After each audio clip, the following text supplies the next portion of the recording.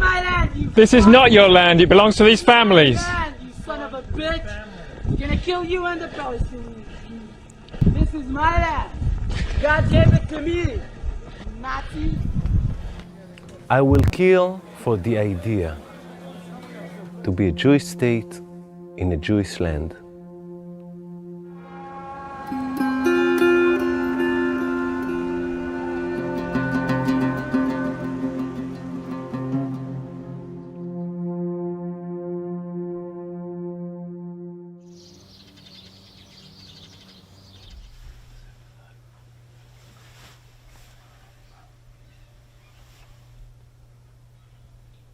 My name is Wajahat Ali, and some people know me as a writer slash commentator slash dude who wears a lot of makeup on television once in a while.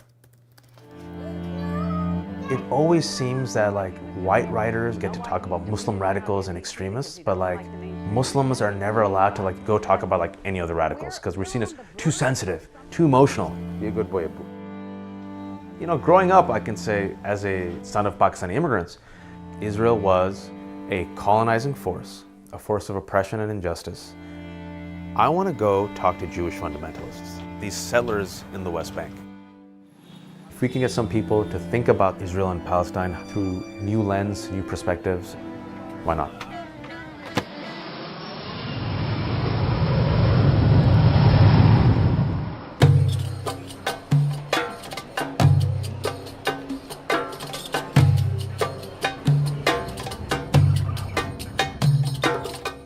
In 1967, fearing an attack from the Arab world, Israel went to war. In 6 days, they not only defended their territory, but also expanded it to more than twice its pre-war size, including occupying the West Bank, the area Palestinians hope will be part of their future state. Today, over 400,000 Israeli Jews live in the West Bank in defiance of international law, a Swiss cheese of towns and cities that may make a viable Palestinian state impossible.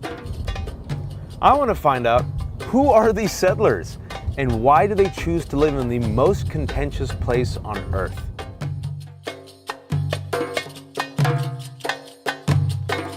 I feel like I'm in a very wealthy American suburb. All right, who wants coffee? I will gladly take if you are making, sir. And just let me see, where'd my wife put sugar? To you as a religious Jew, just explain to me, why would someone choose to live in the West Bank?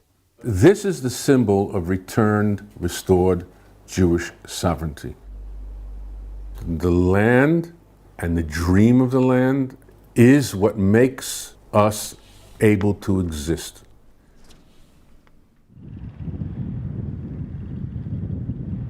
Now we're coming to, I think, one of the more historical things that justifies our being here, what we call the Tell of Shiloh, the archaeological mound.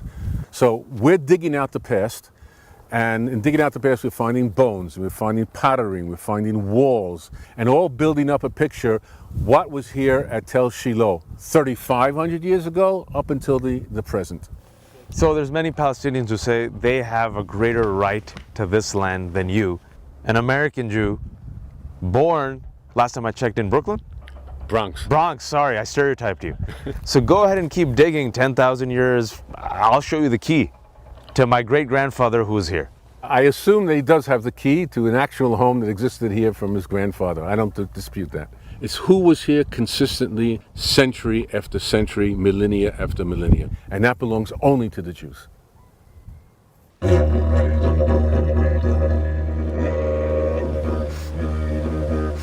When you think of that like dumpy settlement, right? This is the dumpy settlement. You got like these shack-like things behind me, especially to the left.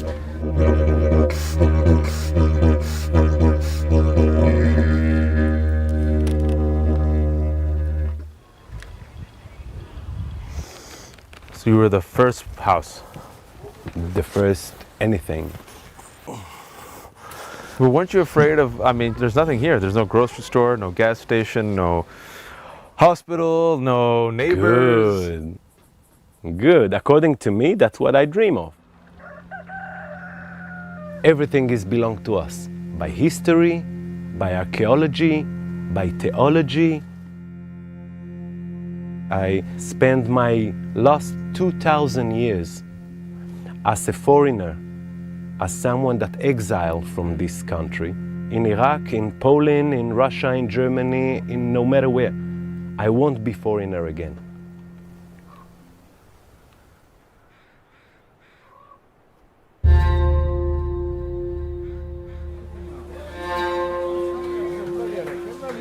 The occupied territories and the settlement project have been the central and most divisive political issues in Israel since literally the moment of the ceasefire in June 1967. A group called Gush Emunim, the Bloc of the Faithful, this kind of premier settler organization, began to work to create large-scale civilian settlement across the occupied territories. The right-wing Likud governments took that foundation and accelerated it greatly, and through a variety of means drew hundreds of thousands of Israelis to live in occupied territory. What we mainly do is we're playing offense. And it's not an offensive campaign against terrorism, it's an offensive campaign against Palestinian independence. There isn't almost any city in the West Bank, Palestinian city, that is not encircled by the settlements 360 degrees. If you're a Palestinian, you want to leave a city, you need to have a permit. When you leave, you have to wait on a checkpoint. Another people, another authority that you don't recognize as your own, control every aspect of your life.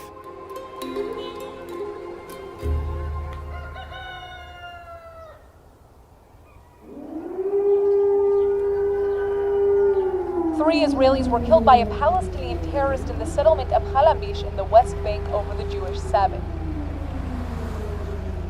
Guys, can we actually stop by on the settlement where this attack happened? And can we do a quick stopover?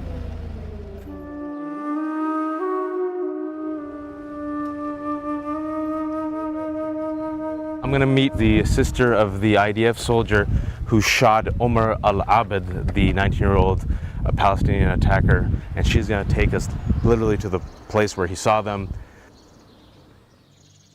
My family heard the screamings, and my brother ran out, and he jumped over the bush over here. From the window, he saw the terrorist who was stabbing Yossi, my neighbor. He shot over there, and he managed to neutralize the terrorist who fell down on the floor. And then they ran into the house, and they saw an awful, awful scene, bleeding all over the floor.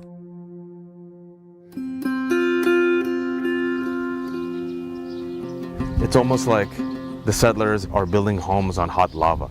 Are they helping create this cycle of dysfunction? I think if anybody is not helping, it's the terrorists who are murdering people in their beds.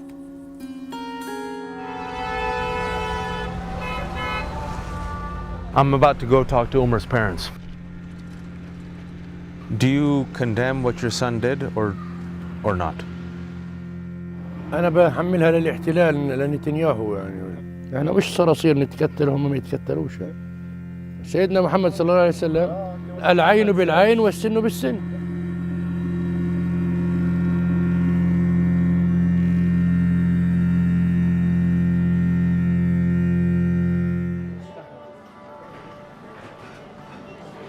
So Wajahad, how did it go?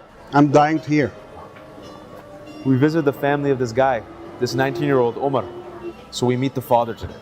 So what was the father's point? I didn't see any remorse. I didn't see any condemnation from him. There's posters of Omar everywhere.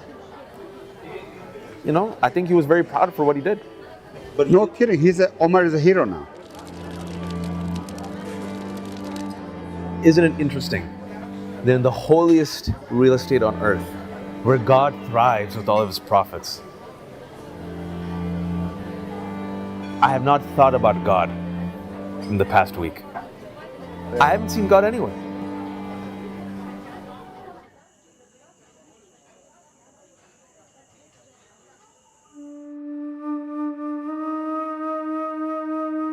We're about to head into Hebron. This has been described as the heart of darkness of the occupation, of the settlements. It's a city which is literally divided between Muslims and Jews. The settlers here are some of the most hardcore. To avoid further angering the Palestinians, the Israeli government rarely lets them expand their community or build new homes. I'm here to meet Yishai Fletcher and Noam Arnon, two representatives for the Jewish community of Hebron.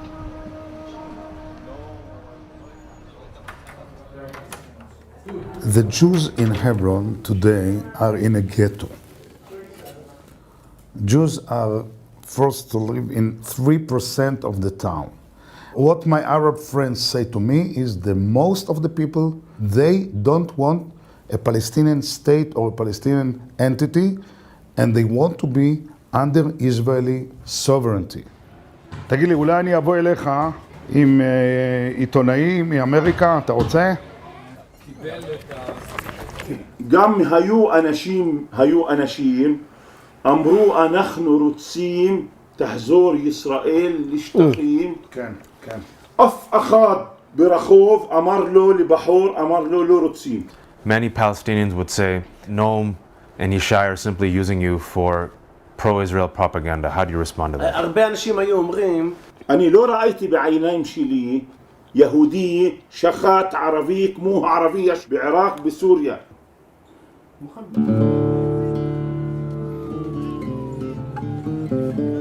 For both of you, is it worth the bloodshed and the conflict? What you perceive as bloodshed and conflict, we see is actually the end of 2,000 years of bloodshed and conflict. Today, in all of the wars of Israel, it's less than 2 days at Auschwitz. Okay, so to us, we actually see a time of great peace. But how do you reconcile that with Palestinian citizens of Israel? Can they be equal to Jews? No, not in my opinion. I don't deny democratic principles. I just say that they have to yield, the yield sign, to Zionist Jewish principles first, and then, of course, cater to democracy. But that's not the first principle, in my opinion. For you?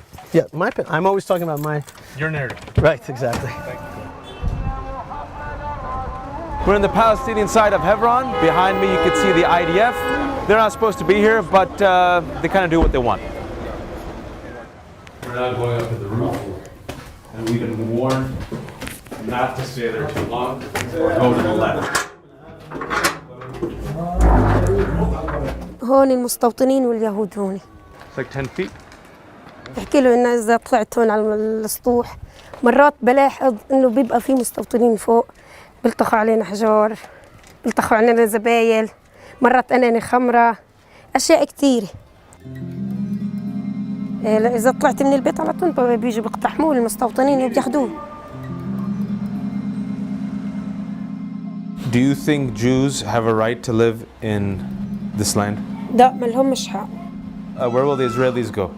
يرجعوا على أراضيهم يروحوا على بيوتهم. أنا وأولادي وجوزي كنا في فلسطين.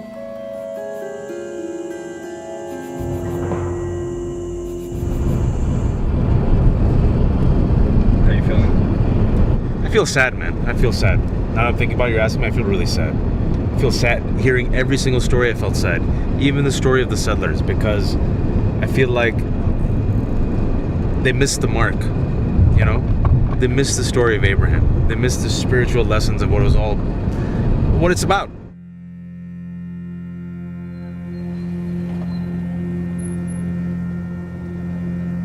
I'm just curious if these two sides can even talk. I'm about to go meet Rabbi Hanan Schlesinger. He's one of the leaders of this NGO group called Roots, which brings Israeli settlers and Palestinians together for dialogue.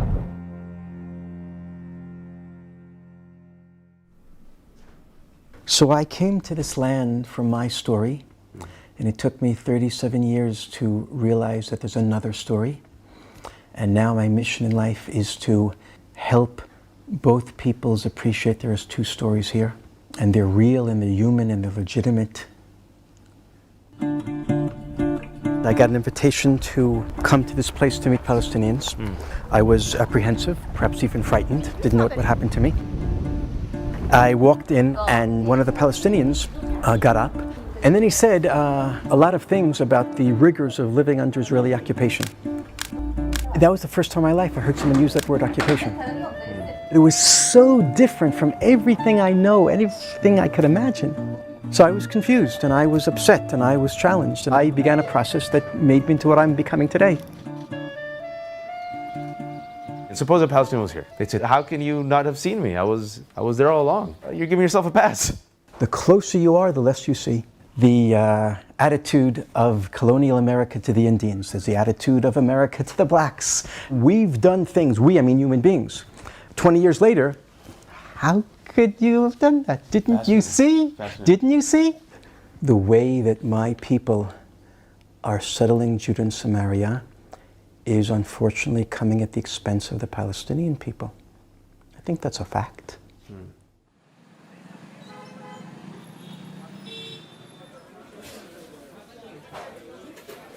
For many settlers, the redemption of the land is the only way to make Israel's soul whole and pure again. And yet the irony is, I believe that Israel is on the verge of losing its soul by redeeming the land, by expanding, by creating more settlements. I see Israel and Palestine hijacked by absolutists from all sides.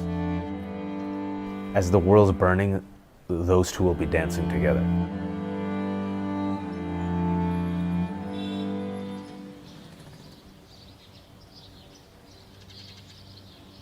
She's almost gonna walk. 5? Oh, she's doing it. 6?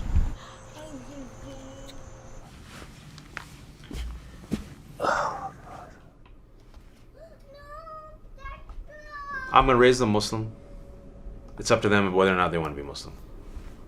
I don't want them to be animated and fueled either with a zealous love or a hate, inspired by buildings and land like I see it happening here.